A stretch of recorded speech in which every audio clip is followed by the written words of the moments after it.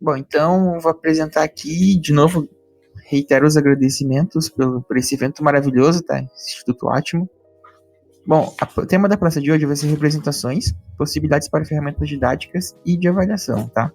Então, de que maneira coletar representações pode nos ajudar a produzir ferramentas que facilitem a aprendizagem e ao mesmo tempo podem servir como parâmetros para avaliação, tá? Vou mostrar para vocês aqui um pouco do que eu pretendo com. Vou mostrar essa parte operacional e também a parte mais conceitual, tá? Vamos começar. Eu fiz no Canva, tem essas animações bonitas, né? Bom, aqui nos slides tem uma pequena apresentação, né, das coisas que eu fiz na formação acadêmica, mas também das desenvolvimentos intelectuais, né, que eu fiz até o momento, né. Eu criei a teoria dos contextos representativos, que lancei em 2019, e foi uma teoria da sociologia, né, que se tornou, no fim das contas, eu usei ela, pesquisei a partir dela, fiz muita coisa a partir dela, e acabei chegando na representologia, né, que é a ciência das representações. Estudo a composição e o comportamento delas, tá? E, por fim, eu sou um dos fundadores do periódico Colírio, revista de estudos representacionais e representologia, aqui desse instituto, do Instituto Parajás. E vocês podem seguir a página do Instagram, que a gente, além de divulgar os artigos, a gente também divulga sobre os estudos representacionais e representologia, tá? Assim, só para, em termos de introdução, estudos representacionais são aquela área de reflexões sobre a representação a partir de outras disciplinas, tá? Então, vocês viram a professora Adriana falando de representações sociais, né? É um estudo representacional, porque ele lida com, utiliza as representações sociais para encontrar outros objetos de estudo, tá? Para alimentar a psicologia social. As representações coletivas do Durkheim, estudo representativo, porque ele utiliza a representação coletiva para chegar na sociedade, tá? Então, são estudos representacionais e a representologia eu vou apresentar aqui para vocês os princípios, mas eu vou apresentá-las para chegar no objeto educação, tá? Então, para confessar para vocês, eu tô mostrando para vocês em primeira mão uma estrutura de um novo livro, tá? Eu tô escrevendo um livro, Representologia da Educação, e vou mostrar para vocês a estrutura dele, tá? Então, o que eu penso, tá? O que eu vou mostrar aqui é uma estrutura que eu tô pensando. Se alguém quiser escrever o livro antes de mim, não tem problema, tá? Eu tô com alguns outros livros na fila, e assim como artigos. Então, talvez eu não consiga nem ter tempo no futuro de escrever esse livro. Mas se alguém quiser escrever, aqui tem algumas reflexões que vão desembocar depois nas possibilidades de uso em sala de aula, tá? Não, é para isso que eu quero essa palestra, pra gente discutir a sala de aula a partir de representações, tá? Bom, então, se a gente vai falar de representologia da educação, vamos começar primeiro pelo que é representologia, tá? Vamos lá. A representologia enquanto ciência, tá? É uma ciência autônoma, ou seja, não é uma ciência que produz seus próprios dados, né? Ela não necessariamente ela utiliza dados de outras ciências, né? Por exemplo, a criminologia, ela utiliza dados da sociologia, da antropologia, do direito, e a representologia, ela tem os dados coletados dela própria para ela própria, tá? Ela é responsável por estudar as representações enquanto objeto, é o objeto autônomo, toda ciência tem um objeto, né? Por meio de evidências sobre seu comportamento e composição.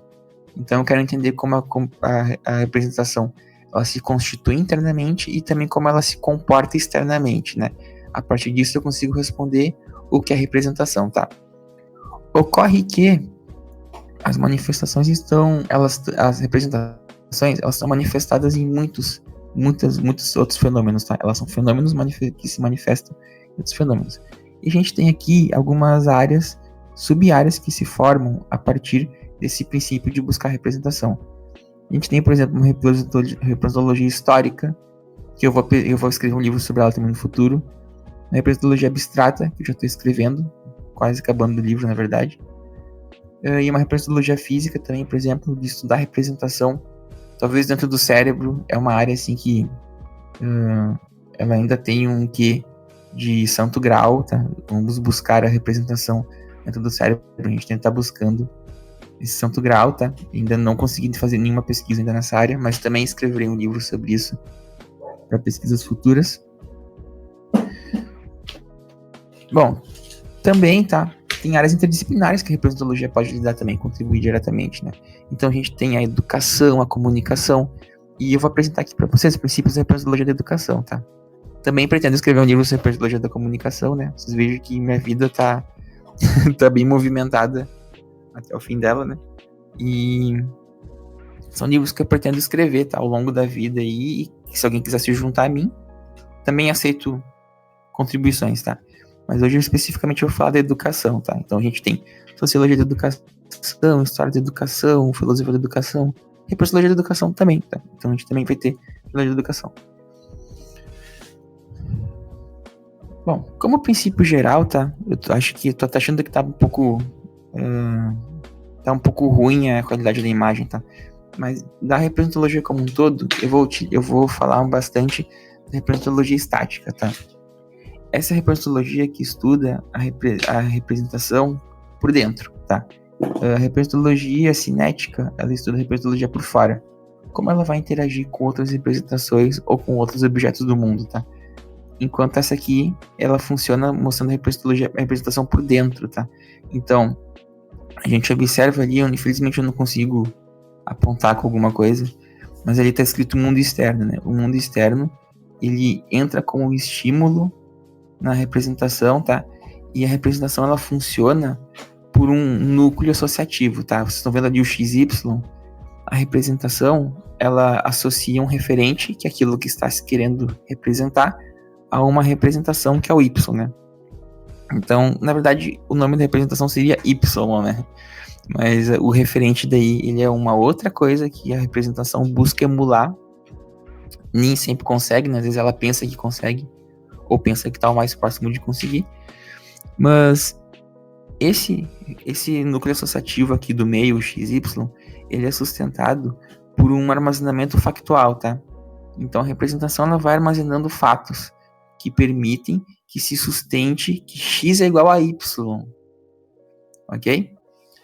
Aí, quando a pessoa percebe alguma coisa, o estímulo vem, né? Eu estou usando a palavra estímulo, mas não pensem no sentido do comportamentalismo, tá? É mais no sentido amplo de impressão que se vem no sentido e que é captada pelos sentidos e chega até o cérebro para decodificação. Essa representação, esse estímulo, ele vai passar por um circuito, tá? Se ele corrobora o conteúdo da representação do núcleo associativo, ele simplesmente vai ser acrescentado no armazenamento factual, tá? Porém, pode acontecer de ele não se conectar com esse armazenamento, com esse armazenamento factual. Então, vai acontecer que a representação, ela vai julgar. A partir daquele momento, aquele fato ele vai ser separado, o estímulo, né, que pode ser um comportamento, uma pessoa, um acontecimento, é amplo, tá? O que é percebido, até um conceito, e ele vai ser julgado moralmente, tá? Pela representação, porque vai se pensar se ele é um bode expiatório, tá? Se aquele estímulo for um bode expiatório, ou seja, uma exceção do que a representação diz e não uma destruição da representação, a gente vai ter o núcleo de novo endossado, tá? Bom, o que vai acontecer? Se tiver, então, esse endossamento, a representação fica mais forte no seu núcleo e o armazenamento, então, gostaria de mostrar para vocês. Será que aparece aqui? Eu acho que aparece, né? Ó, então tá. Mundo externo, armazenamento factual. Funcionou? Mais forte fica o núcleo. Não funcionou. Vamos lá. A representação vai ter uma região de julgamento moral que vai dizer se é um bode expiatório. Se for um bode expiatório, o que vai acontecer? Vai existir esse estímulo, se ele se mostrar uma outra representação de uma maneira muito forte, ela vai ser armazenada no armazenamento representacional, tá? Que são representações sobre o mesmo referente, tá? Aqui, ó, X, é o mesmo referente, só que elas não têm valor simbólico, elas estão ali armazenadas, tá? Então, Vamos dar um exemplo prático, tá? A política é um bom exemplo porque ela tem muitos exemplos práticos. Então, vamos lá. Democracia. Existem muitos conceitos de democracia, tá? Embora quem tenha o conceito de democracia geralmente ache que é aquele único, né? Então a gente tem a democracia dos gregos, né? A direta, semidireta. Agora não vai vir todos os tipos, tá? Então a pessoa que tem um conceito de democracia, ela, por exemplo, vai ter aqui, ó, democracia igual representativa, tá? Então aqui, esse núcleo está bem consolidado. Tudo que não for relacionado a isso, pode ser armazenado aqui, ó. Então, democracia que é direta. É uma representação que a pessoa sabe que existe. Mas não quer dizer que ela acredite. Ela não tem eficácia simbólica, tá? Democracia é igual a partido único. Também não tem... Pode ser que ela não acredite também e não tenha efeito. Então, tipo, é só um exemplo simples, só para vocês entenderem que a educação tem a ver com isso, tá? Ela tem a ver com esse processo, essa representologia estática. Pode acontecer também, aí já é um outro caso, tá? De o estímulo não ir para armazenamento factual e também não ser um bode expiatório e atacar o núcleo, tá? O sinúcleo vai se desmanchar se for um estímulo muito distinto, tá? Quer dizer, se ele não tiver conseguido deglutir. Então pode acontecer da representação entrar em trânsito. E esse conteúdo aqui vai mudar. Nesse momento, esse conteúdo vai se desfazer aqui, o X e o Y. Essas representações aqui que elas não têm validade, elas estão invalidadas, elas vão vir aqui para a periferia até que uma delas se torne núcleo de novo, tá? A representação entrou em trânsito, tá?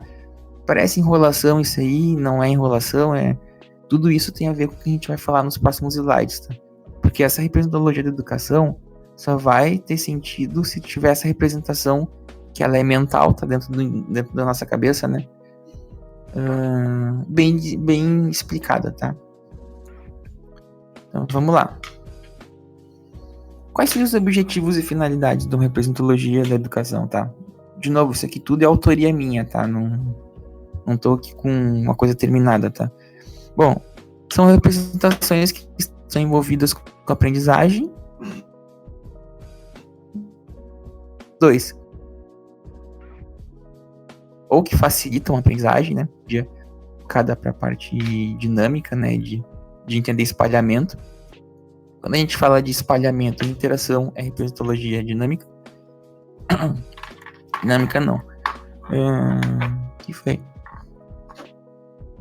Desculpa, meu filho me mostrando um desenho. Vamos lá. E também a gente pode falar de quais representações devem ser ensinadas, né? Vamos partir do pressuposto que eu consigo, por exemplo, modificar ali um núcleo de uma representação de um aluno e estou ali ensinando ele, tá? Porque pressupõe não, observo, é da minha prática educativa perceber que as representações atuais dele prejudicam, trazem prejuízo.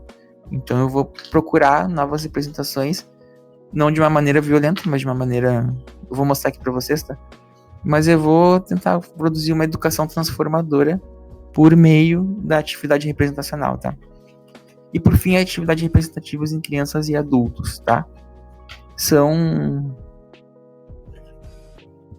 Portanto, tá? Essas representações educativas, a gente vai ver assim que elas são representações que são institucionais, são das instituições, né? São instituições educativas que não são espontâneas, tá?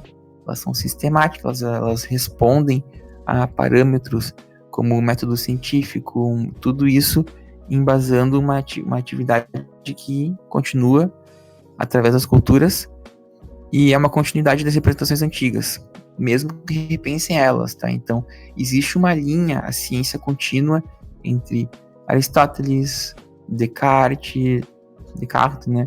Aristóteles, a gente continua ali com Heisenberg e vai indo uma linhagem de cientistas, tá?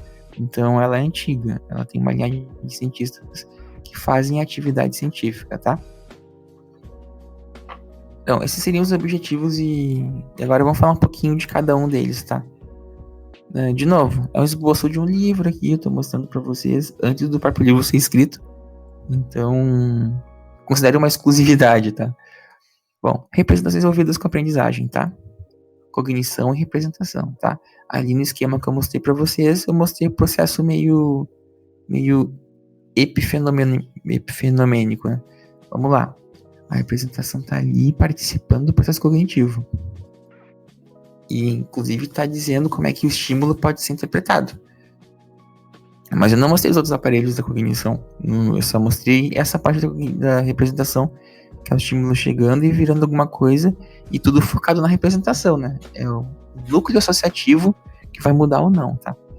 Então, vamos estudar um pouquinho, vamos falar de alguns tópicos aqui, ó. A representação mental serve para interpretar estímulos, tá? Portanto, se o núcleo associativo ele é modificável, que nem eu falei para vocês, tá?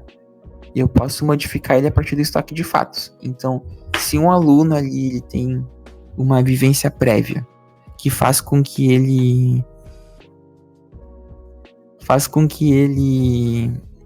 tenha representações que causam prejuízo nele, eu posso tentar modificar essa representação. Então, é um estoque de fatos, é pelos fatos que eu vou modificar a representação. Não vai ser por um... Eu posso até utilizar um argumento de autoridade para tentar mudar a representação, mas esse argumento de autoridade, ele funciona enquanto a autoridade está junto, né? Quando a gente utiliza os fatos, né, o estoque de fatos, seja ensinando com mais acontecimentos, mais leis, né, científicas, eu estou ali utilizando fatos para alterar pressupostos ou até mesmo conteúdo de representações, tá? Então, é isso que a educação pensa, né? A educação tenta dizer, de novo, é isso que eu estou refletindo sobre a educação, e se quiserem trazer mais questões, estão bem-vindos, tá? Bom, então, outra questão é que as representações vividas são obtidas fora da vida escolar. O que são representações vividas? São aquelas da socialização, tá? Então, a escola é uma socialização secundária. Ok, mas o indivíduo ele é ressocializado por muitas instâncias, muitas instituições, muitas pessoas, inclusive a família. Então, essas representações elas são vividas. E o que acontece é que a representação, ela apresenta a educação, ela apresenta representações oficiais, tá? Elas vêm via instituição, elas são testadas por pares, tá? E não são espontâneas. Então, só vocês observarem as discussões até do Chalmers, por exemplo, as representações educativas, elas têm esse quê de serem calcadas na verdade de fato, né? Pelo menos é o que se busca. Verdade de fato. E não na de autoridade, tá? Então, sempre tem aquelas diferenciações entre tradição e ciência. E a tradição, ela tem mais esse apelo, né? Da autoridade, né? Não só isso, mas também, tá? Então, tem que fazer essa distinção bem forte, tá? Quando a gente fala de representações envolvidas com a aprendizagem. Tem as vividas, são espontâneas, tá? Conhecimento espontâneo. E as outras que são oficiais, tá? Então, a aprendizagem, quando é uma representação mental oficial ou mais, passa a ser compartilhadas por alguém, tá? No caso, aluno ou professor que está tendo situação de aprendizado também, de maneira voluntária via convencimento sistemático. Então, como eu falei, se a aprendizagem não é de fato passada via sistemática por convencimento, ela não vai conseguir transformar no sentido de transformar a representação, tá? Tanto é assim que o Paulo Freire, por exemplo, ao meu ver, percebeu isso, né? Ele percebia que a educação deveria ser transformadora. E se é transformadora é porque transforma. A forma muda, né?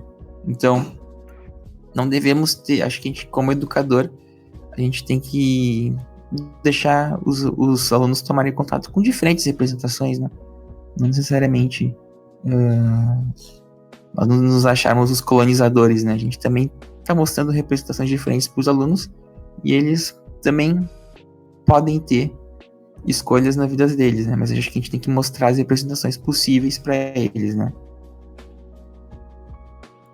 Então, por exemplo, se eu mostro ali, ele tem uma representação sobre o que a família é, talvez eu consiga mostrar outras representações sobre outras, não só configurações familiares, mas tudo, organizações, estruturas, culturas, tudo. Então, aquela representação única, espontânea e vivida que ele tinha passa a ser também não só tensionada, mas também compartilhada. Ele começa a conhecer outras representações, ele armazena elas no reservatório dele, mas elas estão ali disponíveis. Então o indivíduo ele ganha um poder, porque ele pode em algum momento lançar a mão dessas representações. É um conhecimento ali que está disponível em um momento de crise ou não.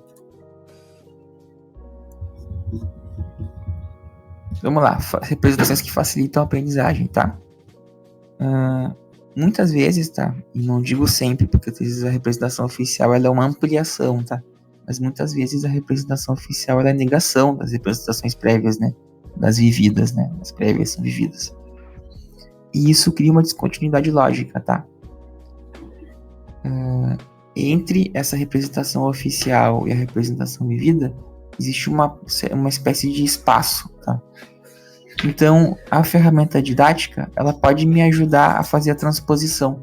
Eu conseguir partir desse intervalo de um para outro, tá? E eu vou explicar ali mais para frente que essas representações que são institucionais da instituição, que são frutos de planejamento, não é que elas são camisas de força, tá? Mas é que elas são parâmetros para a gente poder saber como a atividade educativa se desenvolveu e o que ela pode melhorar ou não, tá? Então, ali uma definiçãozinha que eu trouxe, a didática é um trabalho por meio do reservatório factual, tá? Começa pelo reservatório factual para chegar na representação. Talvez a gente precise tensionar a representação do aluno com fatos que ele não conhece, que ele ainda não ancorou, para ele criar esse circuito que eu mostrei para vocês, né? Ali na representação. Que pode ser saudável, né? Pode ser destrutivo, mas da destruição às vezes também vem crescimento, né? Mas eu acho que é um direito do aluno que a gente consiga ampliar o mundo dele a partir de novas representações, tá? Mas sempre trabalhando por reservatório factual, seja com demonstrações de fórmulas, seja com apresentação de acontecimentos históricos, localizações geográficas, tudo isso para levar o indivíduo, por meio dos fatos, a ter essa reflexão, tá? E daí esses fatos podem conectar a representação oficial com a vivida, tá? Em ciências sociais, que é a minha área de atuação, a percepção individual nem sempre coincide com a coletiva, tá? Às vezes coincide, às vezes não. Então, tem uma questão de escala ali, né? E essa questão de escala não é exatamente escala ali, mas é conexão que a gente pode fazer entre os dois com a didática, tá? Para facilitar a aprendizagem.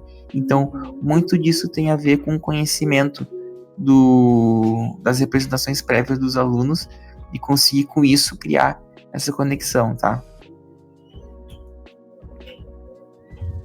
Vamos lá, então. Aí a gente começa a ir para as pesquisas mais acadêmicas, tá? Então, representações que já foram espalhadas por educadores, tá? Então, vamos lá. Quando a gente fala de representologia dinâmica, né? Essa aqui é mais dinâmica. A gente pode pensar muito bem num campo de interações físico mesmo, né? Mas não exatamente, né? Porque os indivíduos... A gente poderia pensar físico porque os indivíduos, eles levam as representações com eles, né, e expressam elas de uma maneira física. Os indivíduos acessam os lugares físicos, né, ou utilizam recursos físicos para expressar as representações. Mas isso seria mais uma analogia, tá? Essa área de estudar as representações espalhadas pelos educadores tem a ver com a atividade educacional, tá? Então, quando o professor vai lá e compartilha uma representação, aí sim a gente pode usar uma analogia de uma mesa de sinuca, né?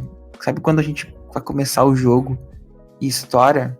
A gente bate com o bastão e estoura aquelas bolas que estão todas em formato triangular. É um pouco isso, tá? A gente moveu aquelas bolas, a gente mexeu elas com a força que a gente aplicou naquela bola, a gente modificou ela, tá? As representações dos alunos também, e no mundo inteiro, nas instituições de ensino, elas também tem uma dinâmica, tá? E a representologia da educação pode muito bem estudar essa dinâmica, tá? E é claro, esse é uma área bem que serve para reflexão representológica, porque a gente entende como ocorre esse fenômeno e vai refletir como essas representações nos ajudam a entender o que é representação, tá? No fim das contas, o que é representação. Aquilo lá que eu mostrei para vocês no começo da palestra se chama modelo, tá? Os modelos são construtos gráficos que nos permitem fazer a discussão teórica em representologia, tá? Então ali, por exemplo, eu estou usando uma representação que não se modifica, que ela corrobora o conteúdo dela, tá? Então aquele é o modelo que eu até chamo de modelo celular, porque ele é uma célula, quase como uma célula, tá? Que está funcionando. E vou orientar aquele modelo ali com dados, os modelos de representologia com dados oriundos do campo educacional, tá? Então, é um retorno que é possível fazer. Vamos lá. Outra, muito parecida com aquela da didática, tá? Mas não exatamente, tá? Não é a mesma coisa, tá? Mas é parecida, tá? Por quê? Porque discutir quais representações devem ser ensinadas é muito diferente de explicar como deve ser ensinado. Porque quando a gente fala dever ser ensinado, a gente já está pensando até num corte, né? Então, essa área de pesquisa que estuda as representações que sustentam as correntes de pensamento do pensamento educacional, tá? Para além disso, apresentação, defesa ou ataque.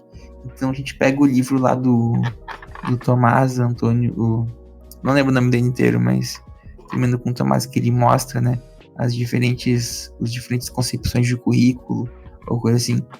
Ele apresenta a corrente tradicional, a corrente crítica, etc e tal. Tudo isso, eles partem de representações, tá? Que a gente pode detectar nas falas nas escritas desses pesquisadores, tá? Então daqui a pouco a gente pode aprender com base nisso. Daí, isso é muito diferente de só apresentar, só defender ou só atacar. É um esforço de entender a representação ali por trás, tá? É claro que se poderia argumentar que a gente discute parecido em filosofia, tá? Mas será que a filosofia pensaria como a representação tá ali se estruturando? No fim das contas, é a representação que importa, tá? A gente tá indo atrás da representação, tá? Desculpa, meu filho tá bem aqui mexendo no computador. Tá bom? Bom, continuando.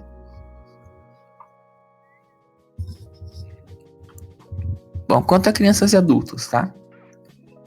Na pedagogia, já existe uma distinção bem forte entre andragogia e pedagogia, tá? Ensino do adulto e ensino da criança, tá? Quando a gente pensa em representações de crianças e de adultos, a gente também pode pensar em termos diferentes, tá? Então, por exemplo, em termos repertológicos, a criança possui menor reservatório factual, né? Vocês viram ali no esquema que eu mostrei. Reservatório factual menor, tá? Então, por isso, quando o associativo delas é muito forte, né? A criança, ela aprende uma regra e essa regra, ela vale de uma maneira muito generalizada, né?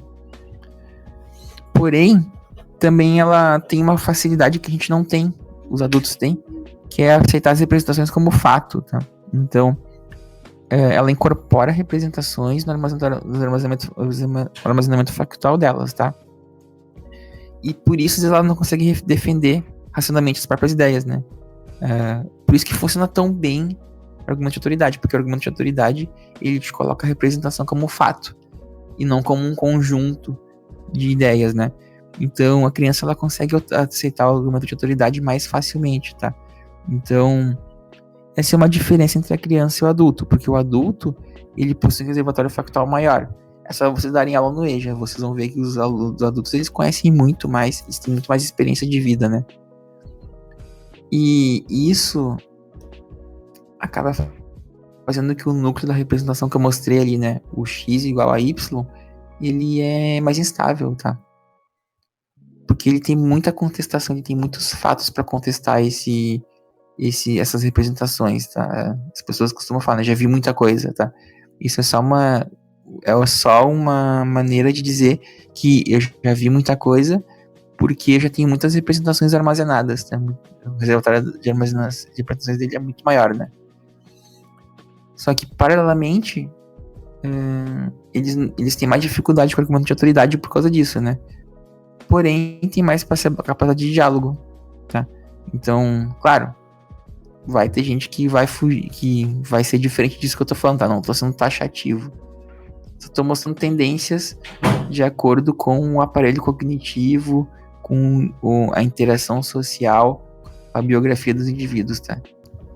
Indo pros finalmente aqui. Então, como eu falei, dos adultos e das crianças, tá? Essa representologia ela vai pensar também diferença entre crianças e adultos, tá? Então, vamos lá. Planejamento. Então, vamos começar pelo planejamento, tá? Ele vai servir para delimitar, tá, a representação oficial. E a gente não conhece as representações dos alunos, né? A gente não conhece, a gente não começou a turma. Talvez a gente tenha uma quantidade de outro ano, tá? Mas talvez não. Então a gente vai desejar a representação que a gente deseja espalhar, tá? Chamada oficial. Então vamos lá.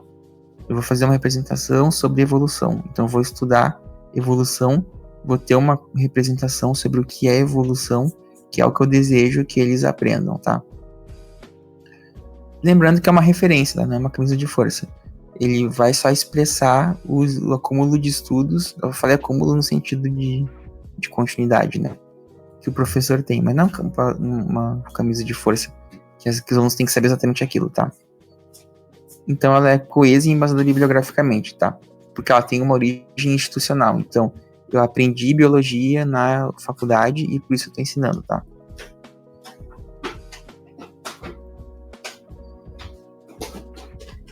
Bom, a didática, tá?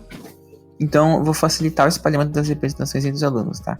Então, para vocês espalharem a representação oficial, seria interessante vocês conhecerem, e provavelmente vocês vão reformular também a representação oficial, né? Mas nesse primeiro momento de estudo, que vocês fazem revisão bibliográfica, que é aquele primeiro momento, vocês vão ter uma representação oficial pura, entre aspas, né? Puramente científica. Então, vocês podem utilizar a pesquisa quanti-qualitativa, etnografia e dinâmicas para conseguir conhecer as representações já estabelecidas nos discentes, tá? Então, vamos fazer um jogo ali. Eu fiz um jogo esse ano aí para descobrir o talento e o sonho dos meus alunos. Isso já me ajuda a perceber algumas representações que eles têm, que são prévias, né? Então, o parâmetro inicial vai ser trazido nos fatos trazidos pelos alunos, tá? Então, tu coloca eles para falar coisas, eles vão falar coisas e vão trazer os fatos que embasam a apresentação deles, tá? Depois disso, você vai elaborar estratégias didáticas, tá? Com base no cotejo entre representações oficiais e prévias. Focando nesse armazenamento, tá? Então, depois que tu entender os teus alunos, até vai te ajudar a se conectar com eles, tá? Eles vão ver que tu tem interesse por eles. Tu elabora estratégia para conseguir fechar esse gap, tá? Entre a representação oficial e a representação prévia dos alunos, tá? Com certeza tu vai fazer isso ao longo do ano, tá? Mas isso é um começo, tá? Uma atividade sistemática para desencadear isso, tá? Bom, a avaliação, tá? Então vai ser justamente contrastar as representações oficiais e ela ocorre em dois momentos, né? Durante a prática, tá? Eu digo prática educativa, tá? E após a prática, tá? No primeiro momento, o professor observa a ressignificação da representação em tempo real, com instrumentos diversificados. Então, eu tô dando a minha aula ali, tô observando como os alunos estão aprendendo, tá? Então, eu tô observando a ressignificação da representação em tempo real, tá? Apliquem dinâmicas, instrumentos, trabalhos que façam com que o aluno expresse as representações com diferentes linguagens, né? Então, a linguagem escrita é uma linguagem, a música é outra linguagem, tá? E o último conceito importante é a representação resultante, tá? Que daí é aquilo que o aluno vai alcançar, entre aspas, né? Entre a representação oficial e a representação do prévia, tá? Então aquele meio do caminho ali é a representação resultante, tá? Vai ter alunos que vão chegar na representação resultante? Vai ter, tá? Mas muito difícil, tá? Eu trabalho numa realidade ali que é muito difícil, tá? A gente tem alunos muito que eles têm uma trajetória assim de ter um aprendizado efetivo, né? Mas muitos outros não, né? Então a gente trabalha com a representação resultante. Essa representação resultante vocês vão conhecer ela, vão coletar ela pelo método representológico, tá? Eu não trouxe ele aqui com detalhes porque não teria como eu apresentar ele e apresentar ainda todo esse conteúdo. Mas pensem a representação resultante dos alunos e utilizem para pensar como repensar a representação oficial ou como nas próximas turmas. Um exercício sempre constante, né? Representação, vocês viram, né? Ela pode mudar. Ela muda de conteúdo, muda de pressupostos, muda de fatos. Então, a apresentação resultante, ela também ela é um indicativo para vocês pensarem outras estratégias, tá? Bom, a princípio era isso, algumas referências aqui de representologia, educação, tá? E eu tô aqui disponível para vocês falarem. Eu não vou poder ficar muito por causa do que eu tenho que ficar com meu filho ali, mas a princípio é isso, eu consigo ficar até as 9 aqui na boa. A gente pode conversar aqui no vídeo, pelo vídeo também eu posso responder comentários no vídeo. E é isso, muito obrigado, eu vou ficando por aqui na palestra.